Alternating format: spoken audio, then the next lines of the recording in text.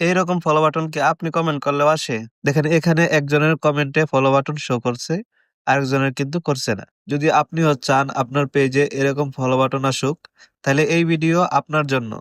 আজকে দেখাবো কিভাবে ফলো বাটন এড করতে হয়। তো চলুন ভিডিও শুরু করা যাক। তো সবার প্রথম আপনি চলে আসবেন আপনার ফেসবুক পেজে। পেজে আসার পর এখানে দেখবেন নিচে থ্রি ডট আছে, এখানে ক্লিক করে দেবেন। ক্লিক করার পর এখানে নিচে চলে যাবেন। নিচে আসার পর এখানে দেখবেন সেটিংস এন্ড প্রাইভেসি।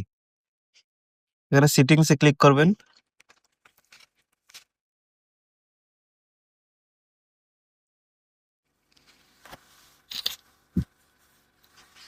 তো সেটিংসে আসার পর এখানে নিচে চলে যাবেন। নিচে আসার পর এখানে দেখবেন ফলোয়ার্স এন্ড পাবলিক কন্টেন্ট, এখানে ক্লিক করবেন। ক্লিক করার পর এখানে চেক করবেন সবগুলো পাবলিক আছে কিনা। এখানে দেখবেন সব পাবলিক লেখা, এখানে পাবলিক করে দিবেন সব।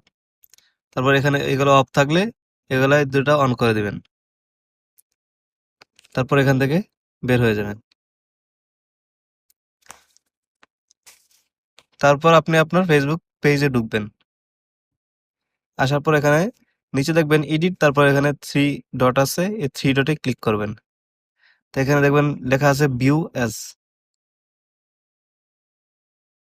তো দেখবেন এখানে লেখা চলে আসছে ফলো। তো এখন যদি আপনি কোনো জায়গায় কমেন্ট করেন বা আপনার পেজ যেখানেই যাক না কেন, সবার সামনেই এই ফলো লেখাটা চলে আসবে।